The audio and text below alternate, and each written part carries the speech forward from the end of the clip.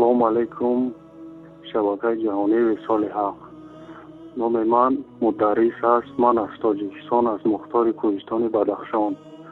аз шабакаи шумо илтимос ва хоҳиш дорам, ки ба кулли дунё ва тамоми муҷоҳидини ҷаҳон ин зулм ва золимии зиллате ки тоҷикон дар Тоҷикистон зиндагӣ доранд барасонед. ва аз муҷибуллоҳи ансорӣ илтимос ва хоҳиш дорам, ки дар масҷиди худ, дар масҷиди намози ҷамъаи худ эълони ин ҷиҳодро ба кулли дунё бирасонад, ки мардуми мо дар зиллат зиндагӣ дорад. ва мо бисёр хушҳол ҳастем аз шабакаи шумо ҷаноби устод муҳаммади ансорӣ, ки ғами мо тоҷиконро мехӯред. ва мисли на он шабакаи вилоят, ки фақат дар онҳо توهین‌های صحابه و عایشه مادر ما را میکنند. نمیشد که اونها در اون شبکه و موضوعی که او دارند در مسیحیت میگذارانند، موضوعهای مسیحیت نمیشود که در موضوع در باره تاجیکستان گذارانند، قزوینی و آقای شریفی بیشرف. و ما التماس و خواهش دارم استاد نجیب‌الله انصاری که من میخواهم در افغانستان و در اموش هرات چگونه که ها دعوت کرد به کل دنیا، که اون وقتی که شارل ابدن و در دانمارک که پیامبر رو کاریکاتور کرده بودن، کل دنیا را دعوت جهاد کرد. و خواهش و التماس دارم که در تاجیکستان هم کاریکاتور شد، با سخن با دست نشد، یعنی با نویسنده نشد، با زبان شد، با از طرف بازار صابیرов.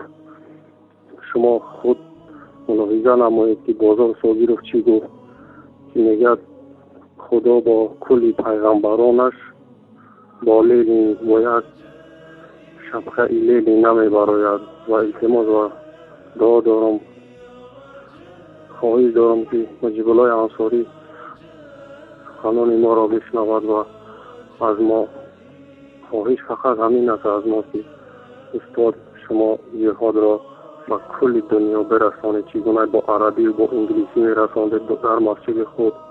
استاد جان ما انتظار هستیم. به خدا قسم ما دیگر طاقت این گونه فشارها نداریم.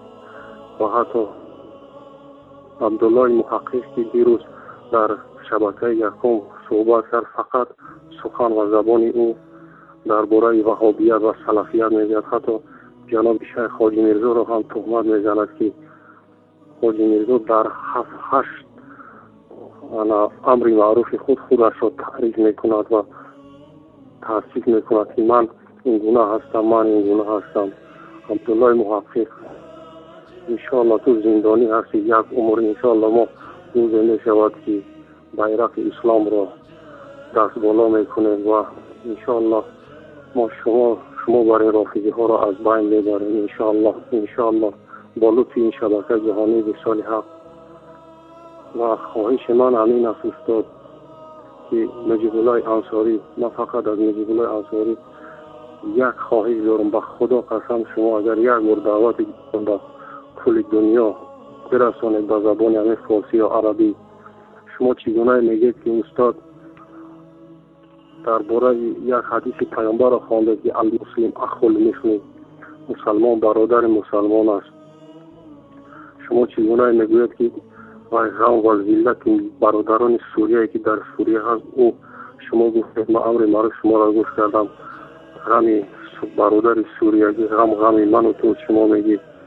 برادر تاجیکی در تاجیکستان هست، شما میگید او غم من و توست، در ذلت تاجیکان زندگی دارد. شما بگید که او سرزمینی که در تاجیکستان است، او سرزمین من و توست. برای که این سرزمین تاجیکستان سرزمین افغانستان همه یک بود. شما چرا در کل دنیا دعوتی با کاریکاتور کردید؟